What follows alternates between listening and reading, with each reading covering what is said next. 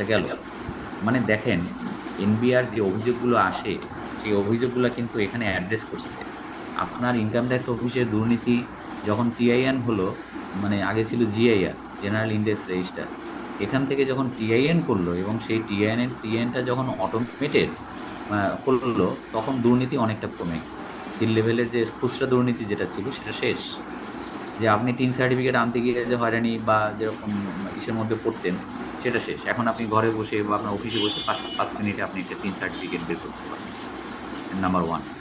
Number two, যখন বলা হলো যে এরকম টিন সার্টিফিকেট মানে কি ছোট্ট একটা অ্যাকনলেজমেন্ট স্লিপ দেয়, এটার এপিঠ ওপিঠ 2 পিঠ ফটোকপি করে দিতে হয়, তাও আবার সেখানে সম্পদ লেখা থাকে।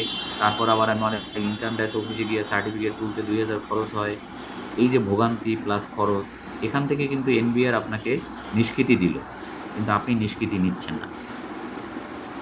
এনবিআর কত ভালো কাজ করলো তার কোনো সাধুবাদ নাই, উল্টা আরো আপনি সেই আগের পথেই চলতেছেন, এটা ঠিক না। আমি যেটা বলি সেটা শোনেন। আপনি কোনোভাবেই পরবর্তীতে আবার ইনকাম ট্যাক্স অফিসে সার্টিফিকেটের জন্য যাবেন না, বিকজ ইট ইজ সার্টিফিকেট।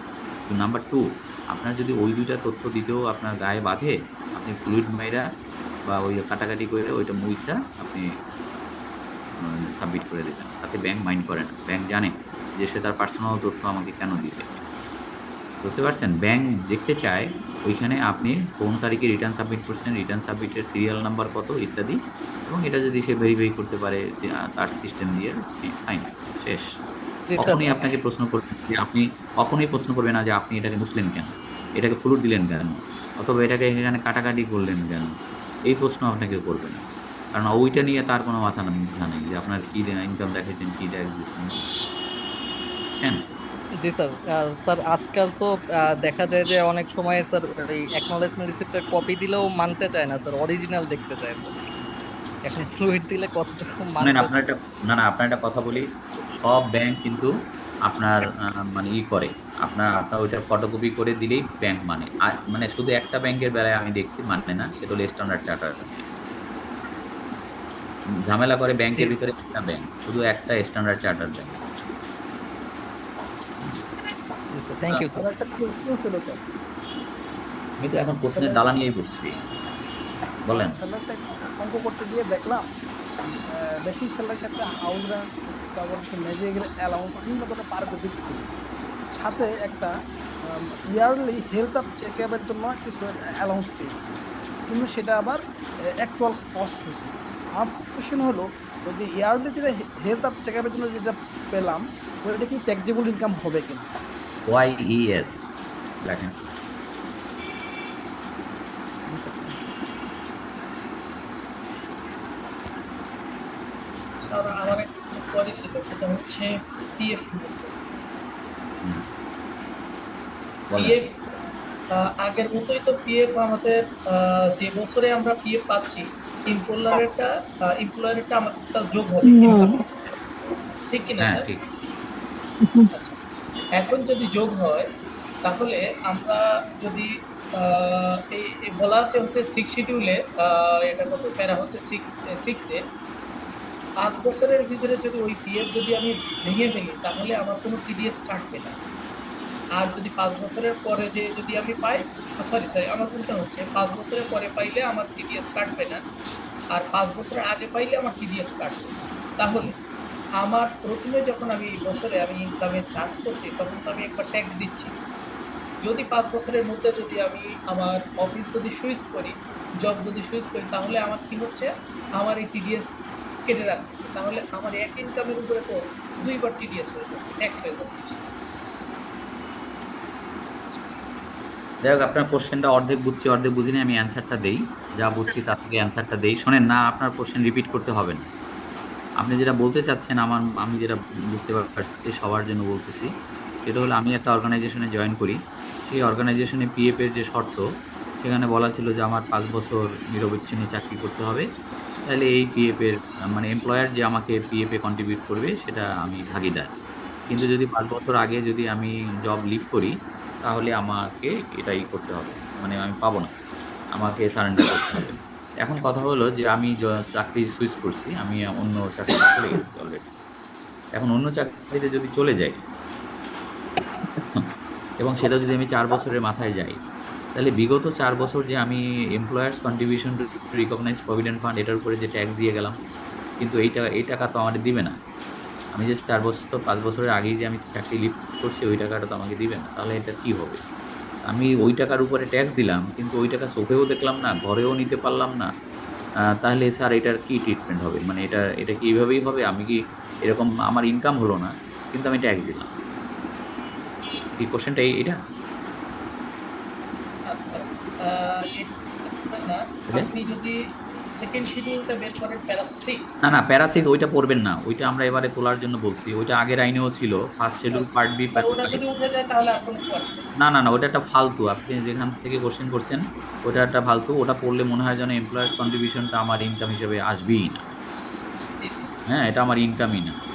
এবং এটা বহু রথী মহারথীরে আমি জিজ্ঞেস করছি, কেউ এটার মানে কোনো মিনিং খুঁজে পায় না, যে এই তো কি, এটা এখানে কি কি কি আসছে, ওটার মিনিং কি, কেন আসছে। এবং এই জিনিসটা মানে তুলে দেওয়ার জন্য বলা হয়েছে, দেখা যাক আর কি। এবারে বাজেটেও বেশ কিছু চেঞ্জ আসবে, দেখা যাক।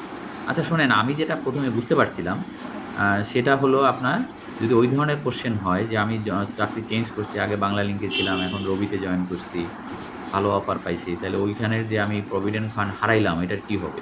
বলতে পরে যে আপনি রবিতে জয়েন করলেন, এইখানে যে বেতন ভাতা দিয়ে পাবেন এখান থেকে ওইটা মাইনাস হবে আপনি যেটা হারাইছেন। এটা রেফারেন্স লিখে রাখেন। এটার এসআরও নাম্বার হচ্ছে 454, সিরিয়াল নাম্বার হচ্ছে 19, তারিখ হচ্ছে 31/12/1980, এবং এটা স্টিল ভ্যালিড।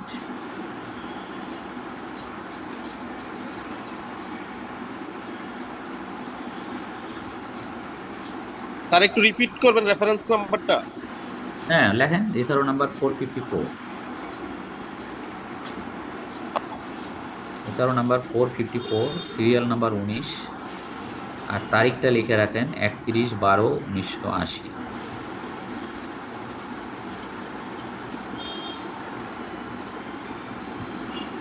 এখানে হইলো আপনার একটা সিনিয়র, হ্যাঁ এফএটা করে দিতে ভাইয়া না। স্যার আমার একটা কোশ্চেন ছিল জানার জন্য হ্যাঁ স্যার। হ্যাঁ বলেন। কিস্তিতে স্যার আমরা যে অ্যাসেট গুলো কিনি ওটা পার্সোনাল অ্যাসেসমেন্টে কিভাবে ট্রিটমেন্টটা হবে একটু যদি জানতে। কি বুঝিনি, কি বলেন? স্যার আমরা কিস্তিতে ফ্ল্যাট অথবা কোনো গাড়ি যদি যখন পারচেস করি ওটা ট্রিটমেন্টটা কি হবে অ্যাসেসমেন্টে? না, এটার সাথে কোনো ট্যাক্সের সম্পর্ক নাই। আমি একটা অ্যাপার্টমেন্ট বুকিং দিছি বা একটা কিস্তিতে মানে কয়েকটা কিস্তি পরিশোধ করছি, এর সাথে ট্যাক্সের কোনো সম্পর্ক নাই, ইনকামের কোনো সম্পর্ক নাই, শুধু সম্পর্ক হলো অ্যাসেট। আমার যে অ্যাসেট স্টেটমেন্ট এটার নাম হলো IT10B, statement of assets liabilities and expenditure. ওইখানে আপনি লিখবেন সম্পত্তির যে কলাম আছে ওখানে লিখবেন যে অ্যাপার্টমেন্ট বুকিং অ্যাট, মানে কি বলে, মানে যে কোনো জায়গায় হোক, যে অমুক জায়গায় অমুক কোম্পানিতে আমি একটা অ্যাপার্টমেন্ট বুকিং দিছি রামপুরার জন্য, তো সেখানে আমি 5টা কিস্তি দিছি, 5টা কিস্তিতে এত টাকা দিছি, ওইটা দেখাবেন। পাশাপাশি আপনার ওই পরিমাণ টাকা আপনার ক্যাশ বা ব্যাংক থেকে কমে যাবে, তাহলে তো আপনার ওয়েলথ স্টেটমেন্ট মিলবে না। স্যার বাংলা লিংক রবিতে একটা কোশ্চেন ছিল পিএফ নিয়ে।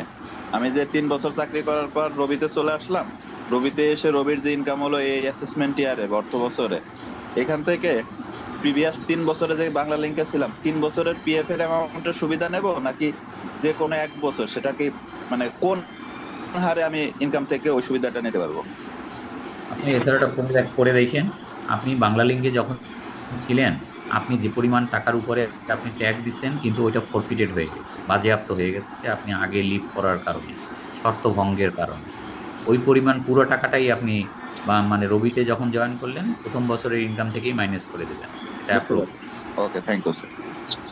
শুধু থ্যাংক ইউ না, আরও যা বলা আছে শুনলে তো আপনি আকাশ দিয়ে পড়বেন। বলা আছে, ওটা যদি পুরাটা পড়েন সেখানে আছে,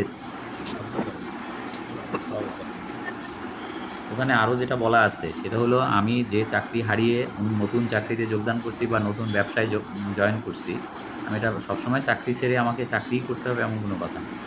আমি ধরেন চাকরি ভালো লাগে না ছেড়ে দিচ্ছি, আমি একটা ব্যবসা দিচ্ছি, তো বলা আছে পরবর্তীতে আমার যেই ইনকাম হবে, সে ব্যবসা ইনকাম হোক, রবির চাকরি হোক, যেটাই হোক পরবর্তীতে আমার যা ইনকাম হবে সেখান থেকে মাইনাস হবে।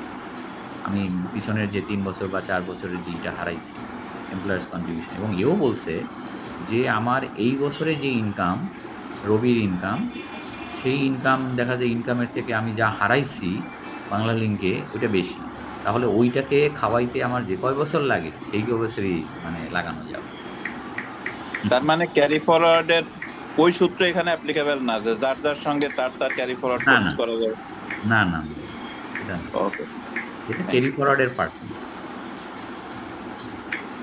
এটা ভিন্ন এসআরও দ্বারা গাইডেড। এবং একটা কথা মনে রাখবেন, আইনের ঊর্ধ্বে এসআরও, এসআরওর অবস্থান হচ্ছে আইনের ঊর্ধ্বে, সুতরাং এসআরওর যা বলা থাকবে ওটা হবে। কিরকম? মানে একটা কোম্পানি, যেমন একটা কোম্পানির ট্যাক্স রেট হচ্ছে 30%, 27.5 বা 30, কিন্তু যদি গার্মেন্টস এক্সপোর্ট হয় এটা এসআরওতে বলছে যে 10 অথবা 12। তার মানে দেখেন এসআরও কতটা শক্তিশালী, আইনের উপরে স্থান পায়। বলেন। স্যার একটা প্রশ্ন ছিল, স্যার কোন কোন এচআরও এখনো বলবৎ, কোনটা বলবৎ না, এটা স্যার কিভাবে তো যেটা যেটা আগের এসআরও যেগুলো বাতিল হয়ে গেছে সেটা আর বলবৎ নাই, আর যেটা বাতিল হয় নাই সেটাই বলবৎ। একটা বই পাওয়া যায়। হ্যাঁ, এসআরও বই কিনলেই তো আপনি সব দেখতে পাবেন। বলেন।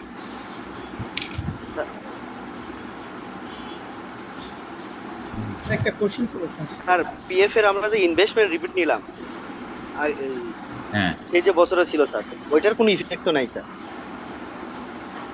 না ওইটার ইফেক্ট নাই, কারণ ওটা তো আমি ইনভেস্টমেন্ট ঠিকই করছি, ওটার ইফেক্ট। পিএফ এ আমরা যখন ইয়ে করছি ডবল এমপ্লয় দুটো যোগ করে তো আমরা ইনভেস্টমেন্ট রিপিট দিচ্ছি, তো ওই ওটা তো বিষয়টা ঠিকই আছে। ওটা তো ধরবে না স্যার? না না, ওটা অ্যাড্রেস করা নাই। Address করা। এই ক্ষেত্রে তো এসএসসি কে সুবিধা দিতে হবে। হুম, জি জি স্যার একটা কোশ্চেন ছিল স্যার, বলেন। ওটা হচ্ছে স্যার আমরা ডিপুর জন্য স্যার 10টা অ্যাকাউন্ট করছি, ওইখানে স্যার আমাদের ইন্টার ব্যাংক ট্রানজেকশন, তারপর ওইখান থেকে স্যার টাকাগুলো উঠে ডিপুর খরচ মেনটেন করি আমরা।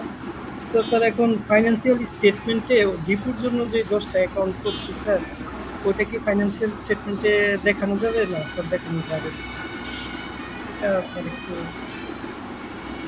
বুঝি নাই এটা, মানে ট্যাক্সের কোনো কোশ্চেন হলে সেটা বলেন, অ্যাকাউন্টিং এর কোনো কোশ্চেন হলে তো বলে লাভ নেই। স্যার একটা কোশ্চেন ছিল স্যার। হ্যাঁ বলেন।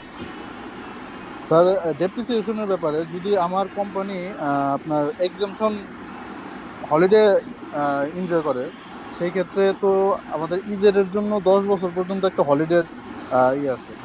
10 বছর পরে কি কোনো ডেপ্রিসিয়েশন যদি আপনার লসে থেকে থাকে, ওটা কি আমরা অ্যাডজাস্ট করতে পারবো হলিডে যখন হ্যাঁ থাকবে না? হ্যাঁ হ্যাঁ, পারবেন। ওটা তো আইনেই বলা আছে যে আপনার হলিডে পিরিয়ড পার হয়ে গেলেও আপনার ডেপ্রিসিয়েশন মরে না, ডেপ্রিসিয়েশনের কখনো কবর হয় না,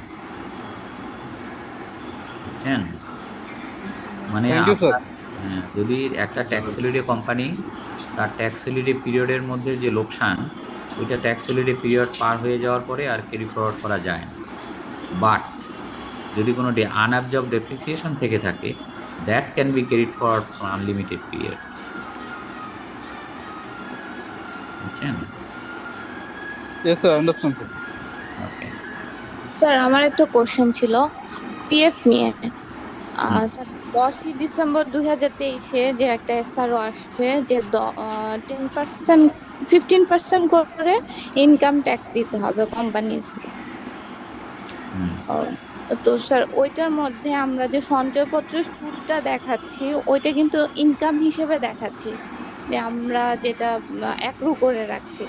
কিন্তু যদি 5 বছরের সঞ্চয়পত্র আমি কিনে রাখি তাহলে প্রতি বছরই আমরা যে সঞ্চয়পত্র থেকে সুদটা আসবে সেটা আমি ইনকাম হিসেবে দেখাই দিচ্ছি। আচ্ছা রিজওয়ানা, রিজওয়ানা শোনেন, আমি আপনি কতদূর পর্যন্ত যেতে পারেন আমি জানি, আর বলতে হবে না। শুনে আপনি জি অ্যান্সারগুলো শোনেন, যদিও পুরো কোশ্চেনটা আপনি ভাঙায় বলতে পারেননি, দরকারও নেই বলার, আমি বুঝে গেছি। এখন আপনি শোনেন, এটা হলো আপনার পিএফ এবং প্রভিডেন্ট ফান্ড এবং গ্র্যাচুইটি ফান্ডের ক্ষেত্রে আপনি যে তারিখ বলছেন ওই তারিখে এনবিআর থেকে একটা এসআরও হয়েছে যে প্রভিডেন্ট ফান্ড গ্র্যাচুইটি ফান্ডের ট্যাক্স রেট যদিও 27.5% কোম্পানি ট্যাক্স রেট অ্যাপ্লিকেবল হবে, কিন্তু তাহা হ্রাস করিয়া মানে 15% করিল। জি এখন স্যার। প্রভিডেন্ট ফান্ডের যখন আপনি অ্যাকাউন্টস করবেন, রিটার্ন সাবমিট করবেন, ডেফিনেটলি আপনি যেটা করবেন, এখন আইএফআরএস ফলো করলে তার সাথে ওটা নিয়ে আমার কোনো কথা না, কিন্তু আপনি যখন করবেন তখন এটা ক্যাশ বেসিসে করবেন, যে আমি আমার কোম্পানি প্রভিডেন্ট ফান্ডের টাকা এফডিআর করছে অথবা সঞ্চয়পত্র করছে, সেই সঞ্চয়পত্র তো এখনো মেচিওর হয়নি, এবং ভালো করে পরে গিয়ে সাউন্ড বন্ধ করেন। যখন যখন মেচিওর হবে তখন 10% কেটে রাখবে, এবং 10% কাটার পরে আমরা আর 5% দিয়ে রিটার্ন সাবমিট করব। কিন্তু এখন যেহেতু আমরা, ভালো করে শোনেন, আগে কথা বললেন না, এখন আমার কথা হলো যে যদি আপনি ক্যাশ বেসিসে অ্যাকাউন্টিংটা করেন তাহলে আপনি কোনো প্রবলেম ফেস করবেন না, কারণ আপনার কাছ থেকে যা কাটা আছে 15% হতে যতটুকু বাকি ততটুকু দিয়ে আপনি রিটার্ন সাবমিট করলেই চলবে। কিন্তু আপনি যদি অ্যাক্রুয়াল সিস্টেমে করতে যান, মার্কেন্টাইল সিস্টেমে করতে যান, তাহলে আপনার মহা বিপদ। বিপদটা কি? দেখা যাবে যে আপনার অ্যাক্রুয়াল সিস্টেমে আপনার আইএফআরএস ফলো করে আপনি অ্যাক্রুয়াল সিস্টেমে এখন একটা ইন্টারেস্ট অ্যাক্রুড ভিত্তিতে আপনি ইনকাম হিসেবে দেখাচ্ছেন, এবং এটার উপরে 15% একবার ট্যাক্স দিবেন, আবার আগামী বছর যখন ওটা মেচিওর হবে তখন ওটার উপরে আবার ট্যাক্স দিবেন। মানে তার মানে আপনি কি করবেন? অথবা আগামী বছর যেটা হবে সেটা উল্টা হয়ে যেতে পারে, যে আগামী বছর যখন মেচিওর হয়েছে এবং মেচিওর হওয়ার পর যখন আপনার ট্যাক্স কেটে রাখছে এবং ওই যেটা কেটে রাখছে সেটা বলছে মিনিমাম ট্যাক্স, মহামরণ। আগামী বছর আপনি যদি 5 বছর ভাগ করে এইভাবে অ্যাক্রুয়াল সিস্টেমে আপনি ইনকাম শো করেন, তো এবং প্রতি বছর যদি প্রথম 4 বছর যদি এইভাবে অ্যাক্রুয়াল সিস্টেমে আপনি ট্যাক্স দিয়ে যান 15% হারে, আপনার জন্য ভয়ানক বিপদ। তার মানে আপনার 5th ইয়ারে গিয়ে আপনার আবার এই পুরো 5 বছরের যে ইন্টারেস্ট এইটার উপরে 10% ট্যাক্স কাটবে, এবং আপনার 5th ইয়ারে দেখা যাবে যে আপনার ইনকামের চেয়ে ট্যাক্স বেশি কাটা আছে, এবং যেটা কাটা আছে ওটা মিনিমাম। তাহলে বলতে পারেন স্যার এখান থেকে সমাধান কি? সমাধান লিখে রাখেন, ক্যাশ বেসিস। কে বলি আছে? রঞ্জন স্যার বলি আছে। স্যার হুম, স্যার সেক্ষেত্রে যেক্ষেত্রে ওই যে স্যার পিএফ এর স্যার আমার ইনকামটা আবার মেম্বার অ্যাকাউন্টে ডিস্ট্রিবিউট হয়ে যায়। এখন আমি যদি স্যার 5 বছর পরে যদি এই ইনকামটা আমি চার্জ করি, ইনকাম হিসেবে কাউন্ট করি, তাহলে আমার যে সমস্ত মেম্বাররা এই 5 বছরের মধ্যে তো স্যার মুভ করতে পারে, তারা কিন্তু স্যার পার্সোনালি তাহলে স্যার লুজার হবে স্যার। ওইটা আমি বুঝি, কারণ এখন হয়েছে কি যে এই আইন কানুনের কারণে একভাবে এগুলো তৈরি, হঠাৎ করে বলছে যে প্রভিডেন্ট ফান্ডের উপরে ট্যাক্স হবে। এই যে প্রভিডেন্ট ফান্ড গ্র্যাচুইটি ফান্ডের উপরে ট্যাক্স হবে, এটা তো কোনোদিনই ছিল না। কি ছিল? যে প্রভিডেন্ট ফান্ড, গ্র্যাচুইটি ফান্ড এগুলো যদি এফডিআরে বিনিয়োগ করা হয়, মানে সঞ্চয়পত্র কেনা হয়, তাহলে ওখান থেকে 10% বা 5% হারে যে ট্যাক্স কাটা হবে ওইটাই চূড়ান্ত পর্যায়ে। গত বছর পর্যন্ত এটাই ছিল, এবং এই প্রভিডেন্ট ফান্ডের আলাদা কোনো 3 নাম্বার নাই, আলাদা কোনো রিটার্ন সাবমিট করার কোনো বাধ্যবাধকতা নাই, এসব ঝামেলাগুলো ছিল না। এখন আপনি যে কোশ্চেন রেজ করছেন, কোশ্চেনটা খুব জেনুইন কোশ্চেন। আমি যদি অ্যাক্রুয়াল বেসিসে না করি, আমি তাহলে মানে এমপ্লয়ির ফান্ডে আমি কিভাবে ট্রান্সফার করব, তাই না? তো এখন এমপ্লয়ির ফান্ডে কিভাবে ট্রান্সফার করব সেটা করতে গেলে আমাকে অ্যাক্রুয়াল করা ছাড়া আমার কোনো গতি নেই।